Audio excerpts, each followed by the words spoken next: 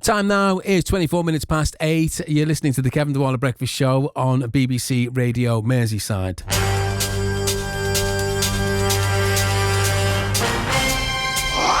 Now, when you were young, did you ever make your own films or try to recreate one of your favourite movies? Well, Paul Sudbury did just that when he was growing up in the 70s. In Liverpool's tenements in Gerrard Gardens, Paul and his friends recreated Bruce Lee films on home movies and then showed them. I'm laughing because you've got to see it. You've got to go on YouTube and watch it. It's brilliant. But they didn't finish their final one until now.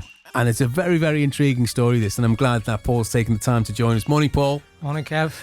This is, honestly, God, we've been laughing. We start our day at 5 o'clock in the morning, Paul, and both me and Jess were wetting ourselves watching the video. It's absolutely brilliant. What did you love about the Bruce Lee films? I mean, we grew up watching Kung Fu, which is the David Carradine thing. Yeah. And then the struggle as a youngster was to get to see the Bruce Lee films because they were X certificate or 18 in current money. But fortunately, I knew someone who worked in the cinema and they used to let us in. And we used to Did you go to the all-nighters? We used to go to the all-nighters. Went to the Futurist in Lime Street. Yeah. And it was great because they used to show the original Cantonese versions of the film rather than the dub versions, which were awful. So we'd come out to the Futurist sort of 5 o'clock in the morning, flying kicks and. That's what I was saying to Jess and Claire. They were looking at me like I was someone soft. I was from a different planet. I said, that's what we used to do. We used to all just go to the movies at the end of the night. Did you have your Kung Fu slippers? Did you have your karate? Did you? Yeah. Some people used to call them Borstal Runaways. Borstal Runaways, yes. Yeah, the old karate slippers. Got to have them with white socks, though. Oh, they had to be white socks, yeah. all part of the uniform. So 70s technology wasn't as sophisticated as it is now. So, because we were thinking actually, back in the day, how did you make that film? How did you get the equipment? So basically, we lived in a tenement block, Gerrard Gardens in town, and I was walking down Dale Street, and it was a camera shop, and it had a camera in the window, a second-hand Super 8 Cine camera, and it was £7.50, which was a few quid in those days. So I was saving up to go on a school trip. So I said to my parents, "Listen, can I cancel the trip? I want to buy this camera." So they allowed me to do that. Bought the camera, bought a roll of film, and then the first film we made was The Flying Fists of Bruce Lee. We shot that in St John's Gardens. Yeah. That was like the temple sort of thing. And then it just started from there. And then I made loads of parodies. I made 2 James Bond films. I was Rocky. I was the only 6-stone person fighting for the heavyweight championship of the world. I was the Bionic Boy. So all the variable things, all the things you grew up in the 70s, we parried them. Yeah. And what I used to do on a Saturday night when my parents went to pub, I used to charge all the kids to come into our house, and we'd turn our house into the Odeon for the night, charge them 10p, and then any money we raised on the night would pay for the next reel of film. And that's how it sort of. So it was crowdfunding before that. You were above the field there, weren't you, in terms of crowdfunding and all of that, and intuitive as well, and genius. And you never got to finish that film back then, but flash forward 47 years. How did that all come about? So 1978, we started to shoot The Big Boss, and there's 2 sorts of main fight scenes, and then there's a revenge scene at the end.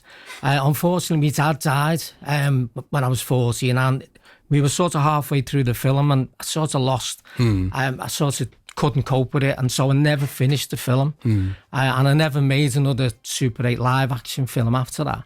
And then fast forward 20 years or so, and I was transferring these cine films onto videotape, and I come across The Big Boss, and I had the idea then to possibly finish it. But the guy who plays the Big Boss in it had moved to Australia. Right. So we couldn't get the original gang back together again. Fast forward another 20 years. And it turns out he was coming to the UK on vacation in July.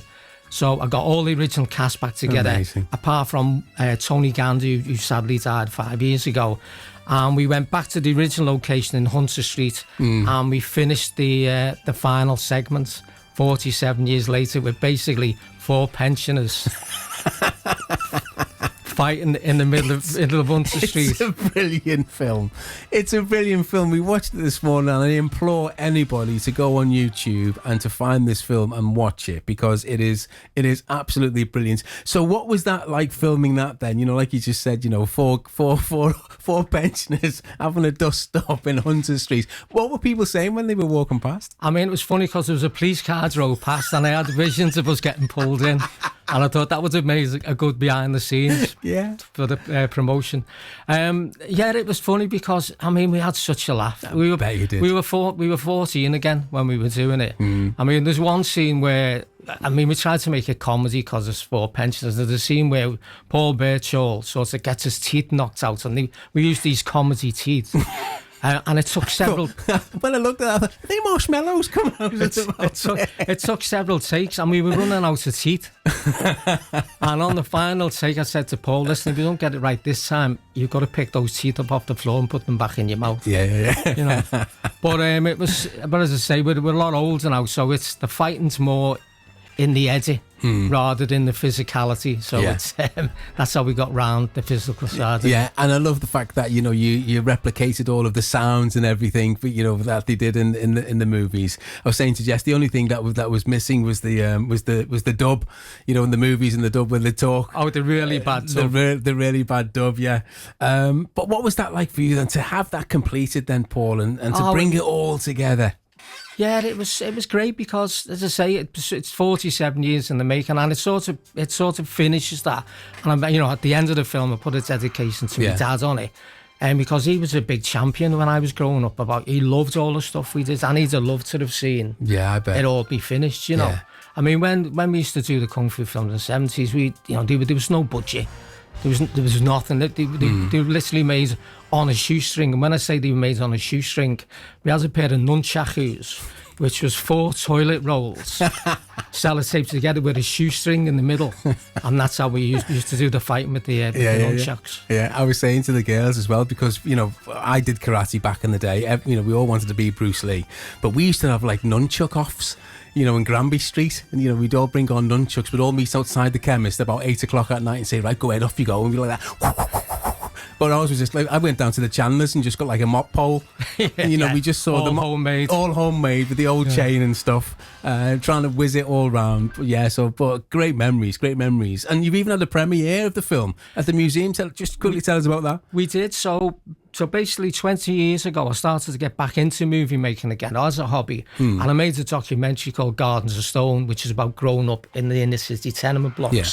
And basically the impact of the roads on the residents, which goes back to the previous story that you've been chatting with Carl about. Yeah, about the parking. And how in the 60s, 70s and 80s, the council's plans was about how to get traffic into the city. Now it's gone full circle, and it's how do we keep it out. So the documentary was the impact on the residents of road developments. I mean, we had the Mersey Tunnel, one either side. We had the Churchill flyovers in Hunter Street. So we were surrounded by traffic, and nobody owns a car. Yeah. So they weren't for us. And so I made that film 20 years ago, and it's the 20th anniversary. So we put that on, and then it's just pure coincidence that we managed to finish The Big Boss. And so I thought I'll use that as an opportunity to give it its world premiere. Yeah, it's and what a premiere it is as well, and a great ending to a brilliant idea. I've got to ask you though, because we're talking about growing up and who we wanted to be. I'm sure I've probably guessed who you wanted to be, but I'm going to ask you then. So who's that one person that you would have wanted to be growing up?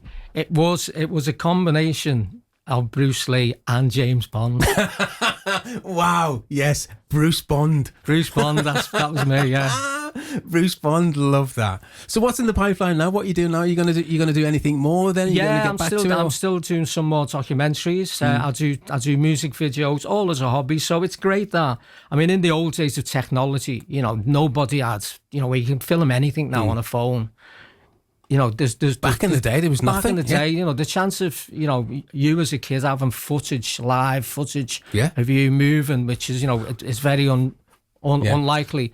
I've always kept an interest going, and I will continue to make films. Yeah, no, it's brilliant. You made me late for the news. I'm just chatting. I'm going old school and just talking about going down memory lane here. Paul, great to talk to you, mate. Cheers, absolutely Kev, thank brilliant. you. Thanks for sharing the story with us. A lot. Really appreciate that. Thank you. Cheers. Bye.